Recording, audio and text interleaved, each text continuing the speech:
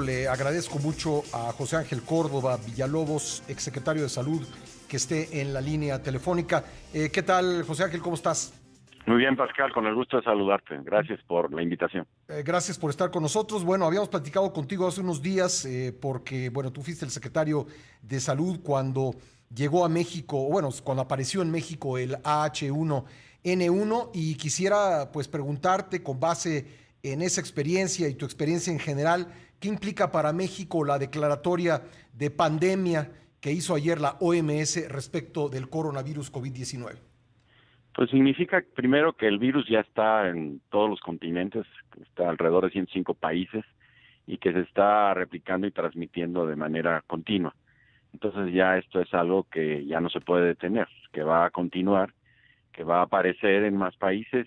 Cuando fue lo de la influenza llegó a estar en 120 países, entonces ya es una verdadera pandemia y pues que hay que tomar todas las acciones que se deben de tomar cuando hay una pandemia.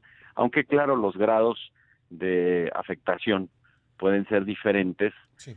Por ejemplo, el que estamos viviendo ahora en México es muy diferente al que tuvimos en el 2009, porque entonces fuimos los actores principales y ahora pues lo hemos estado viendo desde lejecitos. Van 3 meses que empezó en China y se ha tomado acciones correctas con los casos que han llegado, pero no ha habido todavía una diseminación a nivel comunitario, que ya es una fase 2 que implica otras acciones. José Ángel, ayer el director general de la OMS pues le llamó la atención a varios países, sin mencionarlos por su nombre, por su inacción. ¿A quién le quedará ese saco? Te lo pregunto y también te pregunto si crees que le queda a México. Mira, yo creo que no le queda a México, porque sí yo he sido testigo de manera indirecta de las acciones que ha estado tomando el subsecretario López-Gatell con todos los secretarios del país. O sea, sí tienen una preparación, empezando por él, que es un epidemiólogo distinguido, reconocido, que vivió con nosotros porque formó parte del equipo la pandemia del 2009, y entonces han ido preparando porque tienen también un gran apoyo científico en el Instituto Nacional de Salud Pública y en varios de los institutos nacionales, que son las catedrales de la medicina en cualquiera de sus áreas, y creo que todo esto se ha ido preparando muy bien. De hecho, la semana pasada, por ejemplo, estuvieron acá en León en la reunión del Consejo Nacional de Salud, en donde están todos los secretarios estatales para tratar de homologar el comportamiento y la respuesta. Sí. Y están bien definidas las fases. Estamos ahorita en la fase nada más de importación de casos, por eso que son muy pocos, pero en cualquier momento puede empezar ya la de dispersión comunitaria, en donde va a empezar a aumentar el número de casos más rápido y puede esto seguir ya con la fase epidémica. Entonces sí hay que estar preparados y en cada una de las fases hay acciones específicas que hay que desarrollar.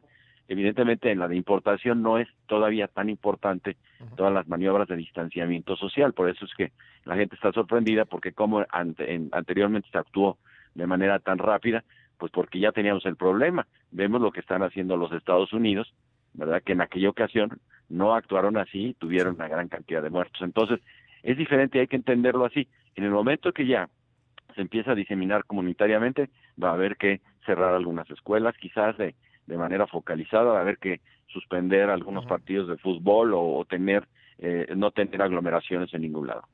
La vez pasada que platicamos, tú nos decías que si esto llegara a presentarse en Centroamérica con el fenómeno de la migración y con la pues, debilidad de esos países en materia de sus sistemas de salud, esto podría representar un riesgo para México. ¿Ya está en Honduras? ¿Qué debemos hacer al respecto o cómo lo ves?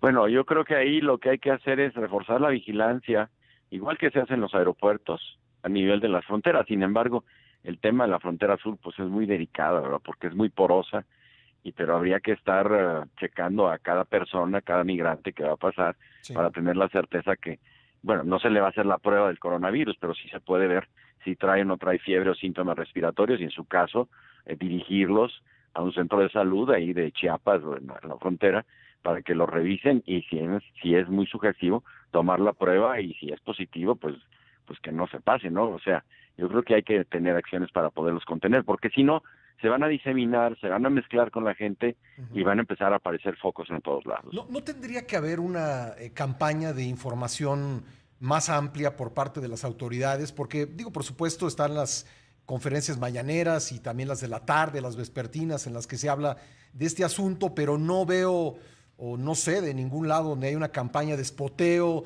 de las autoridades, previniendo, llamando a la gente a tomar medidas mínimas de higiene ante esto. ¿No tendría que haber una campaña de difusión más intensa? Yo creo que ahorita sí ya estamos llegando a ese momento, Pascal, porque antes pues no eran muchos los casos, pero ahorita se están multiplicando. Yo creo que ahorita sí vale la pena recordarle a la ciudadanía todas las acciones que de manera excelente se tomaron con ellos en el 2009, en donde respondieron extraordinariamente. Cada quien tomó su responsabilidad de lavarse las manos, estornudo en etiqueta, no saludarte de beso, Sí. en fin, de usar gel, en fin, todas las acciones que ya sabemos hacer y que también, sobre todo, algo que es muy importante, se nos olvida, el que esté enfermo, nada más que vaya a ver al médico y se quede en su casa, que no ande pululando por muchos lados Que y no que al vaya a ratito trabajar, contaminando ¿no? más Porque gente. tenemos una pésima Y que cultura no vaya a laboral en trabajar. ese sentido, ¿no? Sí, por supuesto, porque Sí. si no, en el centro de trabajo va a contaminar a todas las personas. Y vamos, y no es algo que lo hagan con voluntad, no deben de sentirse ni denigrados ni excluidos, están enfermos. Pues sí. Lo que queremos es que se recuperen y que no contagien a otros. Doctor Villalobos, le habla Martín Espinosa. Una Sí, pregunta. Martín. Esta mañana decía el subsecretario López-Gatell que no hay evidencia científica de que cerrando puertos y fronteras se vaya a contener la expansión de este virus. ¿Coincide usted con ello? ¿No es necesario de acuerdo a las bases científicas? Mira, esa es la determinación que la OMS nos dio desde el 2009. Uh-huh. De hecho, si se acuerdan, nos quitaron la posibilidad de acceso a algunos países, como Argentina, por ejemplo. Sí. Y hubo la tentación de cerrar Europa a todos los vuelos que fueran de México. Afortunadamente, privó la razón, porque sí, en realidad se debe de permitir el paso de personas y de mercancías. Claro, tomando todas las precauciones para que la gente que llegue de algunos lugares, pues donde hay más casos, pues está checando que no traigan el virus. Pues José Ángel, te agradecemos mucho que hayas estado con nosotros esta mañana y pues nos mantenemos en contacto si tú nos lo permites. Estamos a sus órdenes siempre, Pascal, con mucho gusto. Gracias. Gracias, el Buen doctor día. José Ángel Córdoba Villalobos, exsecretario de Salud. A él le tocó pues la aparición, siendo secretario de Salud, la aparición en México, Martín, de Sí, que fue. H1N1. Del cual no se sabía nada, Pascal. No. Y esa fue la argumentación del gobierno de aquel entonces, de Felipe Calderón, para suspender todo un fin de semana actividades en las principales ciudades del país. Cerrar restaurantes y demás. Sí. Pero bueno, así las cosas con el coronavirus.